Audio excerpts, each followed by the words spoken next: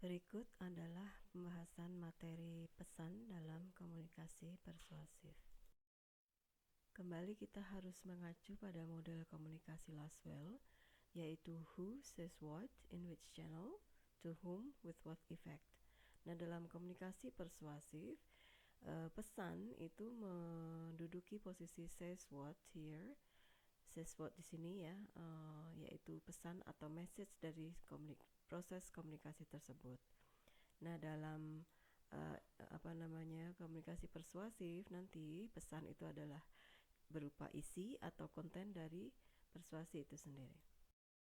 Dalam komunikasi persuasif, pesan dikategorikan dalam dua bentuk, yaitu quotes dan konten ya. Quotes di sini atau kode itu adalah sistem simbol yang dipakai atau diterapkan persuader dalam menyampaikan pesan ya. Misalnya tulisan, lisan, gambar, moving picture itu film mungkin ya, ilustrasi dan sebagainya. Sementara kalau konten itu adalah isi media yang merujuk kepada makna pesan itu sendiri.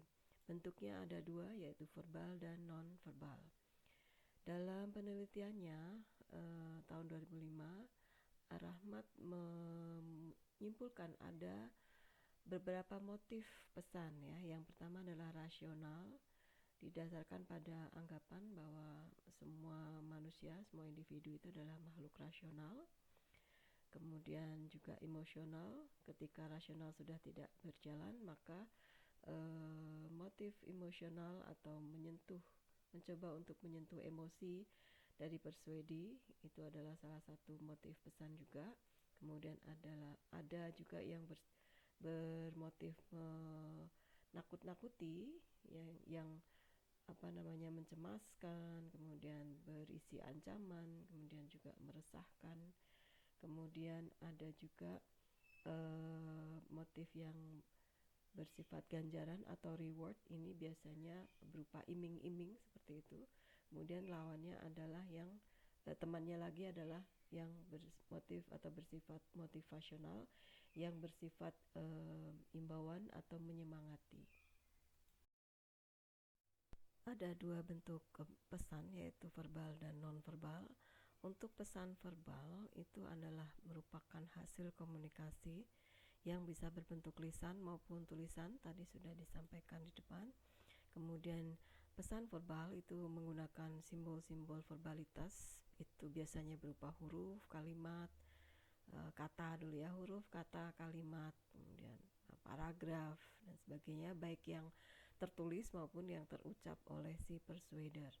Kemudian persiapan penggunaan pesan verbal itu adalah yang pertama adalah pemilihan subjek, ini penting sekali. Salah satunya pemilihan kata ya dan sebagainya. Kemudian menentukan tujuan atau makna yang akan disampaikan gitu ya. Kemudian menganalisis audiens atau halayak.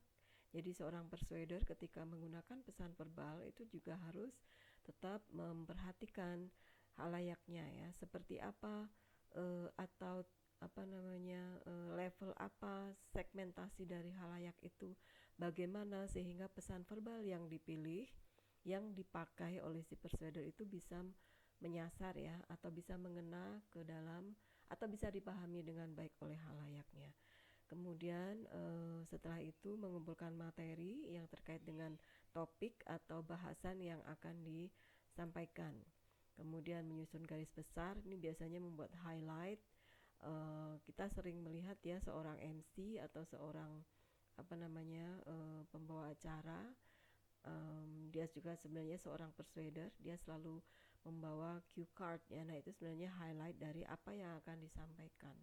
Seorang persuader itu baiknya tetap harus menggunakan garis besar sebagai panduan dia untuk menyampaikan materinya ya, sebagai orders of arguments. Kemudian ada trik yang paling sering dipakai oleh seorang persuader ketika menggunakan pesan verbal, yaitu dengan berlatih bicara dengan tenang ya, bagaimana bicara dengan tenang, tidak gerusa-gerusu dan sebagainya, sehingga tatanan atau urutan kata-kata yang dia sampaikan itu bisa jelas. kalau pesan verbal untuk pesan tulisan yang berbentuk tulisan, persiapannya adalah pemilihan kata tetap sama. Jadi diksi itu penting sekali dalam bahasa tulisan. Mengapa? Karena tulisan itu lebih lama ya diterima. Kalau ucapan atau lisan itu hanya didengar sekali gitu, kecuali direkam. Nah, kalau lisan direkam itu jatuhnya nanti juga menjadi teks ya, menjadi tulisan gitu yang terdengar. Nah, kalau pesan tulisan itu biasanya akan lebih lama diterima atau durasi pesannya itu lebih lama daripada lisan. Kemudian perhatikan juga cara penulisan ya, tata bahasa, kemudian ejaan dan sebagainya. Itu penting sekali untuk desain pesan yang berbentuk tulisan ya. Kelengkapan isi, jelas dan sopan ini terkait dengan pilihan kata ya. Jadi tetap harus satu lagi memperhatikan halayak ya, kalayak atau pembaca. Karena ini pesan berupa tulisan sehingga kita persuader harus memperhatikan juga halayak mana yang akan membaca pesan kita. Sementara kalau pesan nonverbal, di sini kita hanya akan mengacu pada teorinya H.W. Cangara ya, dalam bukunya tahun 98, bahwa ada 3 bentuk pesan nonverbal, yaitu kinesics, paralanguage, dan proximity and spatial. Jadi kinesik itu adalah kode nonverbal atau pesan nonverbal yang ditunjukkan oleh gerakan tubuh ya, atau body motion. Jadi ada 5 bentuk gerakan tubuh ini, yaitu emblems, yaitu syarat yang artinya berupa gerakan badan langsung ya. Jadi misalnya mengangkat ibu jari ya sebagai tanda betul atau pinter atau bagus ya, jempol gitu ya. Kemudian ada ilustrasi, yaitu isyarat atau tanda atau gerakan badan untuk menjelaskan suatu, misalnya barangnya itu tinggi atau rendah dengan menunjuk ya, mengangkat tangan di atas kepala kita untuk tinggi, kemudian ke bawah badan untuk menunjukkan rendah dan sebagainya ya. Kalian bisa membayangkan sendiri.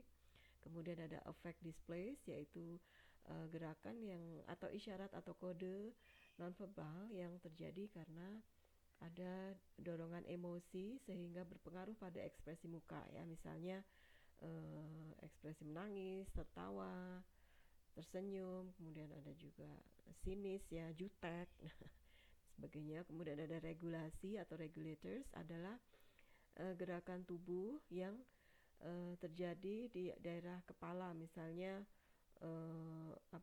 menggelengkan untuk tanda menolak atau salah, atau mengangguk untuk tanda setuju ya. Ini berkaitan dengan budaya sebenarnya ya.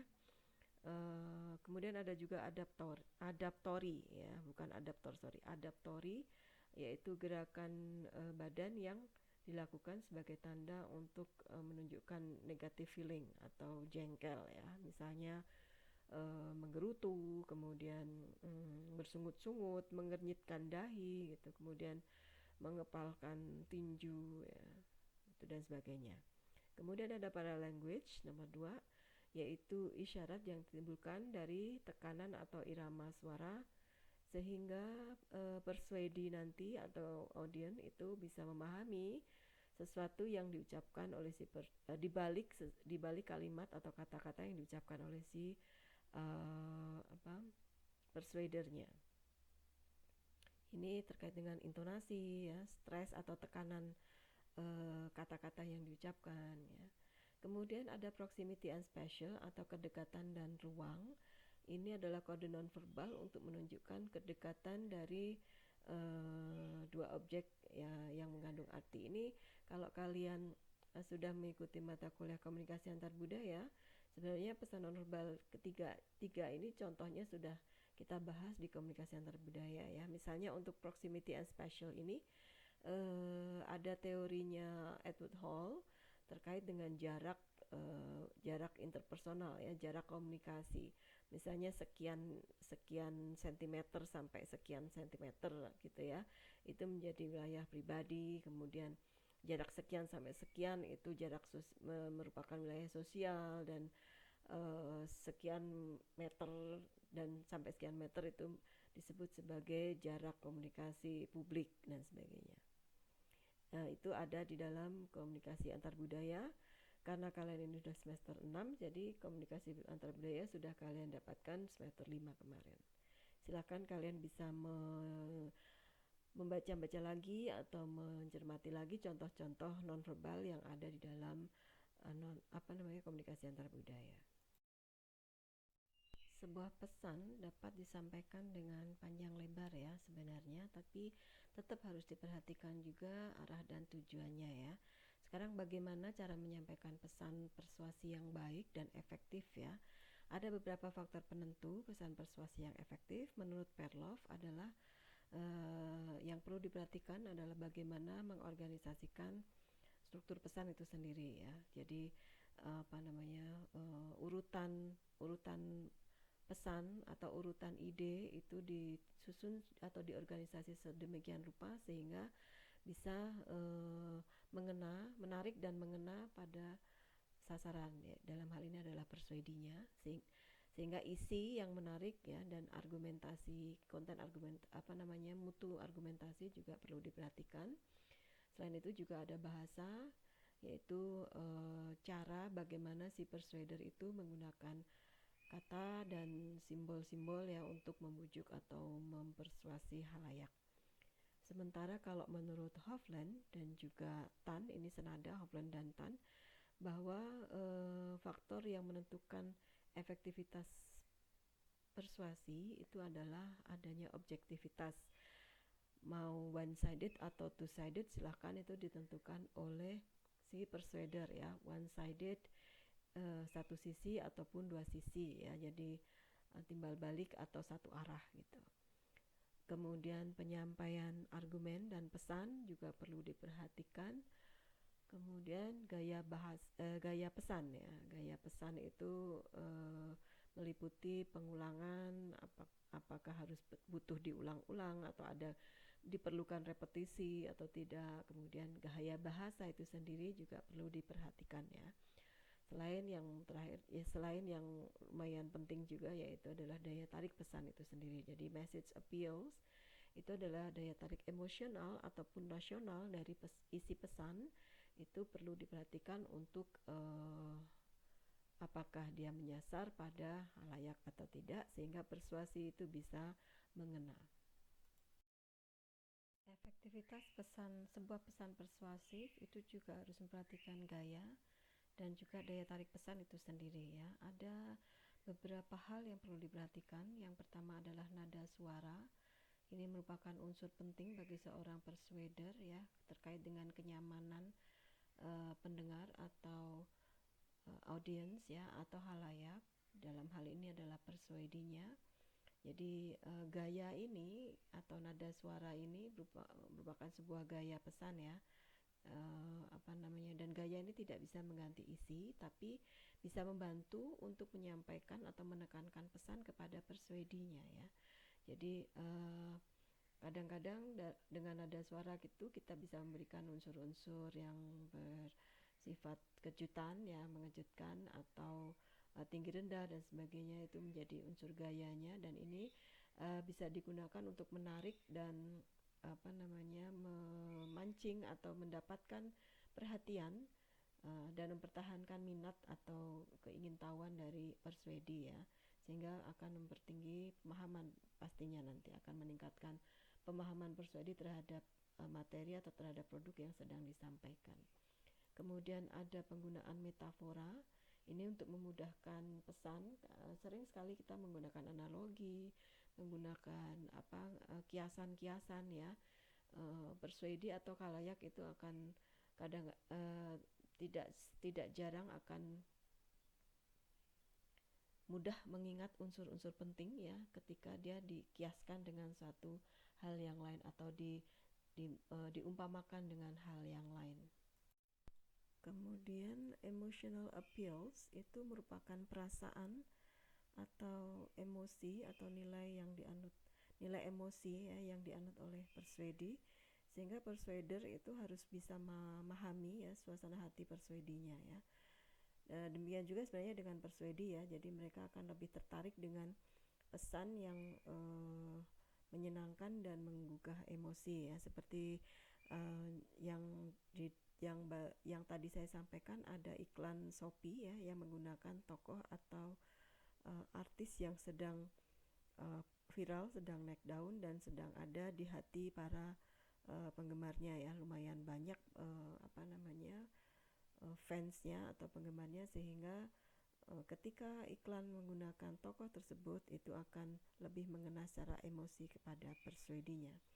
Kemudian satu lagi yaitu rational appeals. Di sini lebih logis ya, jadi rational appeals itu nanti akan mencoba harus diusahakan untuk meyakinkan persuadi untuk menerima pesan dan percaya ya, karena pesan ini akan menyajikan bukti logis dan empiris ya, dan berdasarkan data konkret ya. Misalnya iklan rokok dengan bukan iklan rokok, kemasan rokok itu dengan menampilkan foto korban ya dan sebagainya.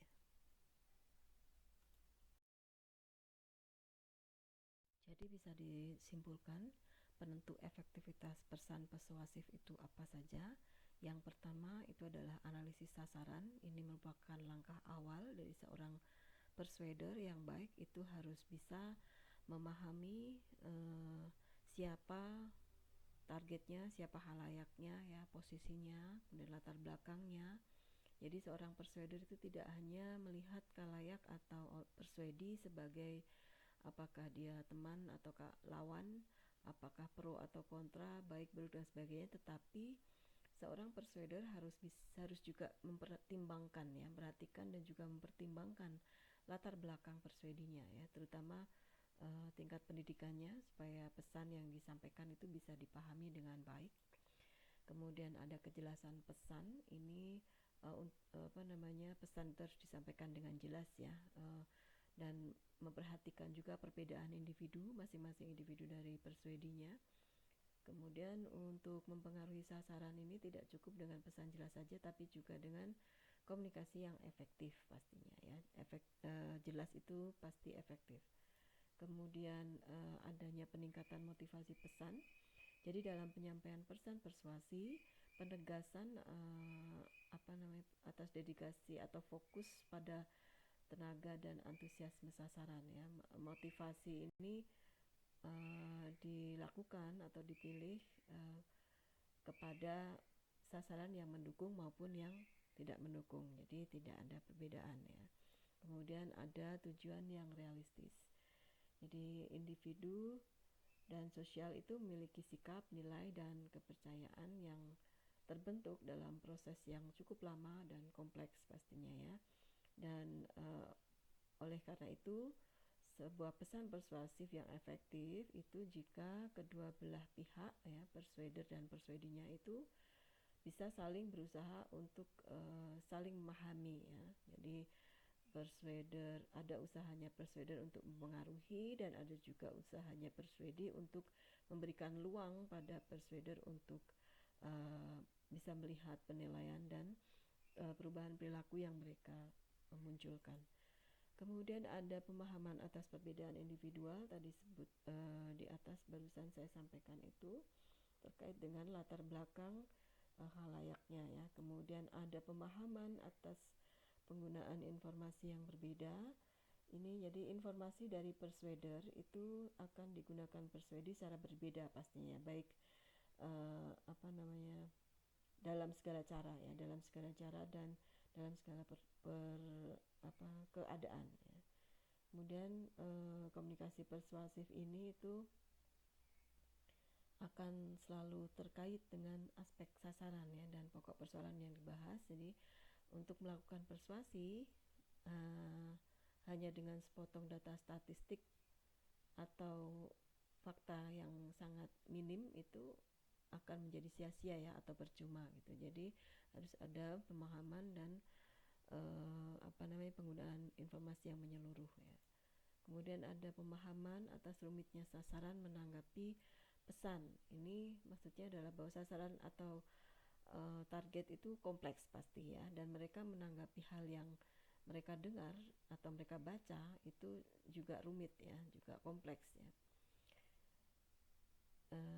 Dengan kata lain, persuadi itu akan menanggapi pesan persuasi itu juga dengan menggunakan berbagai kompleksitas yang mereka miliki ya, baik perasaan, selera, sikap, dan nilai-nilai nilai dan keyakinan yang mereka anut ya. Jadi persuader harus memahami hal ini gitu. Kemudian yang kedelapan adalah pemahaman atas dasar berpikir, merasa, dan berbuat.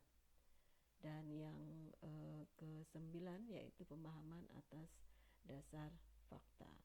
Jadi sasaran komunikasi persuasif itu akan memiliki hak penuh ya untuk menginterpretasikan segala informasi, segala data, segala peristiwa kejadian di sekitar mereka dengan cara mereka sendiri ya.